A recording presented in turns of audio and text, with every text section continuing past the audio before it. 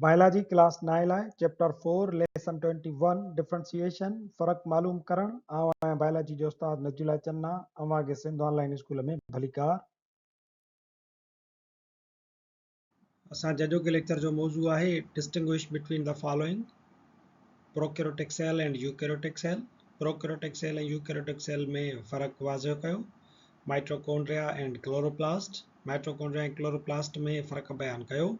Lysosome and ribosomes lysosome ऐं ribosomes के विच में फ़र्क बयान कयो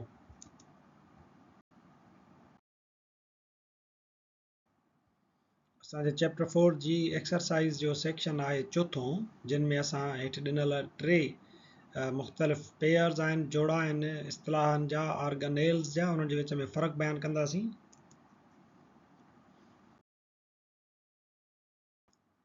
सवाल नंबर पहिरियों आहे प्रोकैरियोटिक सेल ऐं यूकैरियोटिक सेल जे विच में फ़र्क़ु बयानु कयो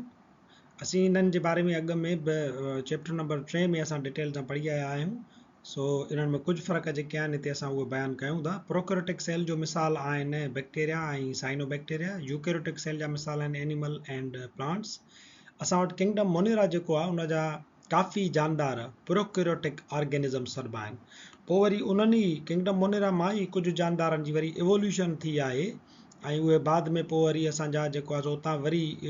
इवॉल्व थी करे यूकैरियोटिक ऑर्गेनिज़म्स जेके आहिनि उहे पैदा थिया आहिनि यूकैरियोटिक ऑर्गेनिज़म्स जे अंदरि जेके जीव घड़ा थियनि था तन खे यूकैरियोटिक सेल चइबो आहे न्यूक्लियस प्रोकैरियोटिक सेल जे अंदरि विदाउट मेम्ब्रेन हूंदो आहे यानी न्यूक्लियस एब्सेंट हूंदो आहे ऐं यूकैरियोटिक सेल्स जे अंदरि हिकिड़ो वेल डेवलप्ड ट्रू न्यूक्लियस मौजूदु हूंदो आहे जेको मेम्ब्रेन बाउंड हूंदो आहे number of chromosomes prokaryotic cell जे अंदरि हिकु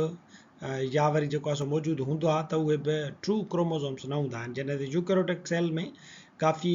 क्रोमोसोम्स ऐं उहे ट्रू क्रोमोसोम्स हूंदा आहिनि नंबर ऑफ सेल्स प्रोकैरियोटिक जेके बि जानदार आहिनि उहे तव्हांखे हिकु ई जीव घरड़े वारा मिलंदा यूनिसेल्यूलर जॾहिं त यूकैरियोटिक सेल्स वारा जानदार यूनिसेल्यूलर बि हूंदा आहिनि हिकु जीव घड़े वारा ऐं मल्टाए सेल्यूलर बि हूंदा आहिनि घणनि जीव घड़नि वारा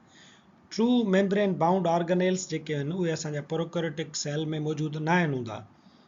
इन जे करे प्रोकैरियोटिक सेल खे असां वेल डिफाइंड जीव घरड़ो ट्रू सेल न आहियूं छॾींदा जॾहिं त यूकैरियोटिक सेल में इहे सभई ट्रू मेम्ब्रेन बाउंड ऑर्गेनेल्स मौजूदु हूंदा आहिनि उहे तव्हां हेठि ॾिसी सघो था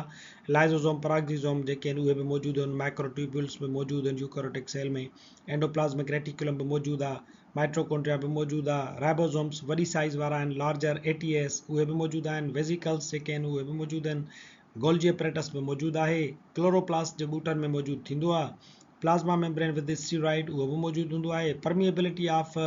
न्यूक्लियर मेम्ब्रेन उहा मौजूदु हूंदी आहे सिलेक्टिव हूंदी आहे कुझु शयुनि खे अंदरि छॾींदी आहे कुझु खे न छॾींदी आहे वैक्यूल जेके आहिनि उहे मौजूदु हूंदा आहिनि सेल साइज़ जेका आहे उहा 1000 माइक्रोन मीटर ताईं हूंदी आहे यूकैरियोटिक सेल जी ऐं हिन में जेको फ्लैजिला थींदो आहे उहो कुझु केसिस में मिले थो जेको माइक्रोस्कोपिक इन साइज़ हूंदो आहे सो बि मेम्ब्रेन बाउंड हूंदो आहे हेॾां वरी तव्हां ॾिसी सघो था त खोड़ सारियूं शयूं जेके मेम्ब्रेन बाउंड ऑर्गेनेल्स आहिनि उहे तव्हांजे प्रोकैरियोटिक सेल में एब्सेंट आहिनि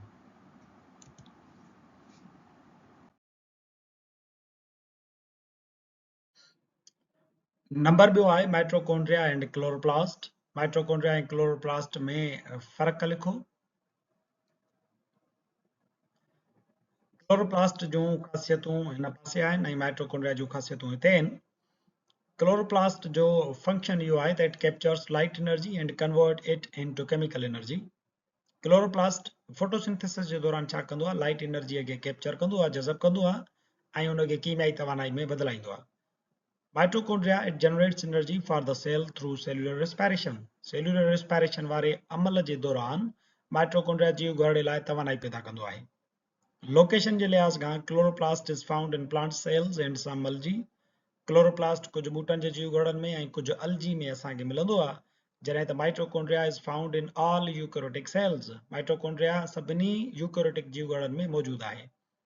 शेप जे लिहाज़ खां क्लोरोप्लास्ट लेंस शेप्ड हूंदो आहे या वरी ओवल बेज़वी हूंदो आहे जॾहिं त माइटोकॉन्ड्रिया इलोंगेटेड हूंदो आहे राह नमूने डिघड़ो थींदो आहे या वरी स्फेरिकल थींदो आहे गोल थींदो आहे साइज़ में क्लोरोप्लास्ट वॾो थींदो आहे माइटोकॉन्ड्रिया नंढो आहे क्लोरोप्लास्ट तक़रीबन 2 खां 10 माइक्रोन मीटर डायमीटर में थींदो आहे या वरी असां माइटोकॉन्ड्रिया जो ॾिसूं त उहो 0.5 खां 1.5 माइक्रोन मीटर थींदो आहे इनखे अमेरिकन इंग्लिश में माइक्रोन मीटर करे पढ़ंदा आहियूं ऐं असां ब्रिटिश इंग्लिश में माइक्रोमीटर करे पिणु पढ़ंदा आहियूं। क्लोरोप्लास्ट में जेकॾहिं असां मेम्ब्रेन्स ॾिसूं त chloroplast inner and outer membranes में वेढ़ियल हूंदो आहे, यानी डबल मेम्ब्रेन आहे। माइट्रोकोन्ड्रिया बि इनर एंड आउटर मेम्ब्रेन्स में बंदि हूंदो आहे, उहो बि डबल मेम्ब्रेन थींदो आहे। पिगमेंट्स जे लिहाज़ खां ॾिसजे त क्लोरोफिल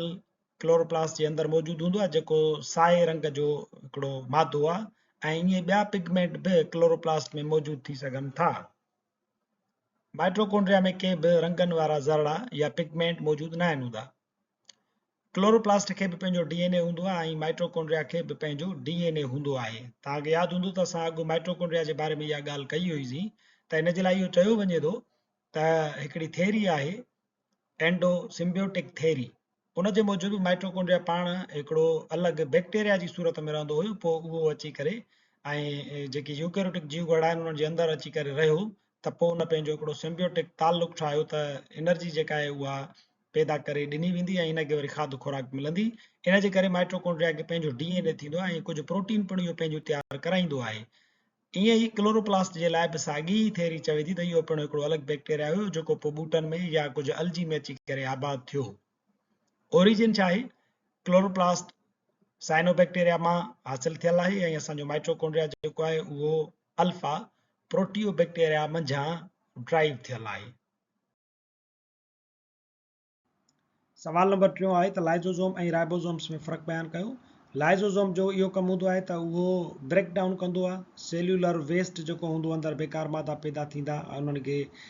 रिसाइकिल कंदो, जेके ॿाहिरां सब्सटेंसिस अचनि था उन्हनि खे बि वञणा कंदो आहे। लाइसोसोम्स जे अंदरि छा हूंदो आहे त एंजाइम्स रखियल हूंदा आहिनि, उहे एंजाइम्स ब्रेक डाउन जो कमु कंदा आहिनि, डाइजेशन जी हेल्प कंदा आहिनि। राइबोसोम्स छा कंदा आहिनि? उहे वरी अमाइनो एसिड्स मां प्रोटीन तयारु करण जो कमु कंदा आहिनि। लाइसोसोम असांखे मिलंदा आहिनि एनिमल सेल्स में, प्लांट सेल्स में ऐं कुझु प्रोटिस्ट में, जॾहिं त जेकी राइबोसोम्स आहिनि उहे सभिनी जीव घरड़नि में मौजूदु हूंदा आहिनि, फ्री फ्लोटिंग हूंदा आहिनि या वरी असांजे एंडोप्लाज़्मिक रेटिकुलम ते अटैच थियल हूंदा आहिनि, त पोइ उनखे असां सॾींदा आहियूं रफ एंडोप्लाज़्मिक रेटिकुलम। शेप में लाइसोसोम स्फेरिकल थींदो या ओवल थींदो, बेज़वी शिकिल में थींदो आहे या गोलाईअ में थींदो आहे, ऐं असांजा राइबोसोम्स स्मॉल हूंदा आहिनि, नंढड़ा हूंदा आहिनि, गुथियल हूंदा आहिनि ऐं इरेग्युलरली शेप्ड हूंदा आहिनि। साइज़ लाइसोसोम जी आहे 0.2 खां 0.8 माइक्रोन मीटर इन डायमीटर, जॾहिं त राइबोसोम्स जी आहे 20 खां 30 नैनोमीटर इन डायमीटर। मेम्ब्रेन जेको लाइसोसोम्स जे चौधारी मौजूदु हूंदो आहे सो सिंगल मेम्ब्रेन हूंदो आहे, राइबोसोम्स जे चौधारी मेम्ब्रेन मौजूदु न आहे हूंदो। कंटेंट इहो आहे त लाइसोसोम्स जे अंदरि डाइजेस्टिव एंजाइम्स रखियल हूंदा आहिनि ऐं इन जे अंदरि एसिडिक इन्वायरमेंट हूंदो आहे। राइबोसोम्स वटि RNA ऐं प्रोटीन्स जेके हूंदा आहिनि उहे मौजूदु हूंदा आहिनि ऐं उन्हनि जी तयारी करण जे लाइ राइबोसोम्स जो कमु हूंदो आहे। ओरिजिन इहो आहे त गोल्जी एपेरेटस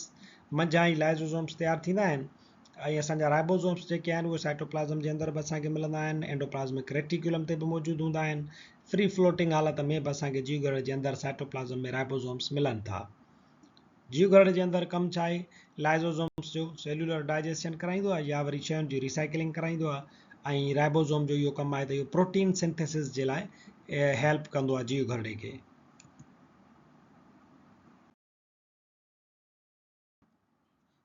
सवाल असांजे नंबर 3 सां गॾु जेका असां लाइसोसोम ऐं राइबोसोम्स जी कंपेरिज़न कईसीं, इन सां गॾु असांजो अॼोको लेक्चर पुॼाणी ते पहुचे थो। वरी हाज़िर थींदासीं नए लेक्चर सां गॾु। तेसिताईं ॾिसंदा रहो सिंध ऑनलाइन स्कूल।